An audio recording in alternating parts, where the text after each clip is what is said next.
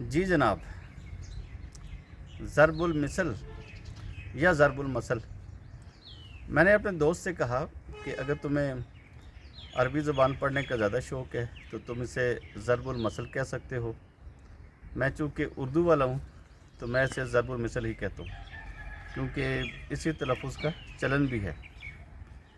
جہاں تک اس سوال کا تعلق ہے کہ ضرب المثل ہے کیا چیز، دیکھیں ضرب المثل جو ہے نا، یہ دنیا کی ہر زبان میں موجود ہے، چاہے وہ کوئی بڑی زبان ہے چاہے وہ چھوٹی زبان ہے جسے ہم علاقائی زبان کہتے ہیں۔ ضرب الامثال سب میں موجود ہے۔ بعض اوقات آپ اسے کہاوت بھی کہتے ہیں، لیکن میرے خیال میں کہاوت میں اور ضرب المثل میں تھوڑا سا فرق بھی ہے۔ یہ جو کہاوت ہے نا، یہ جو لوک ادب ہے، اس کا تعلق بہت سارا اس کے ساتھ جا کر ملتا ہے، یعنی کہ یہ ایک عوامی چیز ہے کہاوت۔ لیکن جو ضرب المثل ہے، اس کا تعلق میں سمجھتا ہوں کہ تھوڑا سا پڑھے لکھے ماحول کے ساتھ ہے، شہری فضا کے ساتھ زیادہ ہے۔ اور ضرب الامثال جو ہیں وہ عام طور پر اگر آپ دیکھیں تو وہ جو پڑھے لکھے لوگ ہیں جن کا تعلق علم و ادب کے ساتھ ہے، تو ضرب الامثال ہمارے ہاں وہاں سے آئی ہیں۔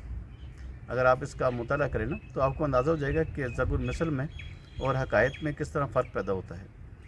ضرب المثل میں تو ہم یہ بھی دیکھتے ہیں کہ کچھ شعری مصرے وہ بھی ضرب المثل کی صورت اختیار کر جاتے ہیں۔ بڑی دیر کی مہرباں آتے آتے، یا فارسی میں ہرگز نہ میرد آن کے دلش زندہ شد با عشق۔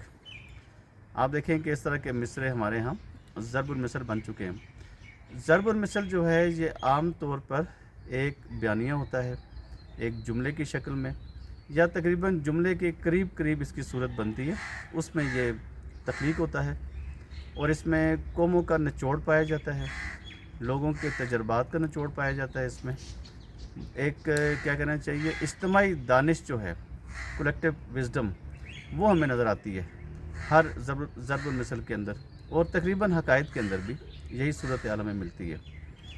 دوسری اہم چیز یہ ہے کہ ایک ضرب المثل جو ہے اس میں کئی طرح کے موضوعات ہمیں پڑھنے کو ملتے ہیں، عقائد کے لحاظ سے، توہمات کے لحاظ سے، ثقافت کے لحاظ سے، تعلیمی اور سیاسی ضرب الامثال ہو سکتی ہیں۔ اسی طرح کوئی ضرب المثل جو ہے وہ بالکل سماج کے اندر سے اچانک اٹھتی ہے کسی خاص وجہ سے، اور اس کی ایک تلمیحی صورت بن جاتی ہے، اسے بھی ہم ضرب المثل کہتے ہیں۔ ضرب المثل کا جو بنیادی مقصد ہوتا ہے وہ یہ ہے کہ کس طرح اجتماعی دانش کو ایک جملے کی صورت میں سامنے لایا جائے۔ تو اس لحاظ سے اگر دیکھا جائے تو بعض اوقات یہ جو اخبار زرین یا جو کوٹیشنز ہیں جو ایک جملے پر مشتمل ہوں، تو اسے بھی ہم بڑی حد تک ضرب المثل کی ذیل میں زیر بحث لا سکتے ہیں۔ اس نقطے کو خاص طور پر ذہن میں رکھیے گا۔ دوسرا اس میں اہم نقطہ یہ ہے کہ ضرب المثل کا مطلب یہ ہوتا ہے کہ آپ جو بات بہت سارے الفاظ میں کہنا چاہتے ہیں، ایک کہانی کی صورت میں، ایک داستان کی صورت میں بیان کرنا چاہتے ہیں، آپ اس کا مدعا، آپ اس کی کیا کہنا چاہیے کہ اس کی جو ممکنہ پاسبل اختصاری صورت بن سکتی ہے، تو آپ اس میں پیش کرنا چاہتے ہیں۔ جب بھی ہم کچھ ضرب المثل پڑھتے ہیں یا کہاوت پڑھتے ہیں تو ہمیں یہ اندازہ ہوتا ہے کہ جیسے اس کے ساتھ کوئی کہانی وابستہ ہے۔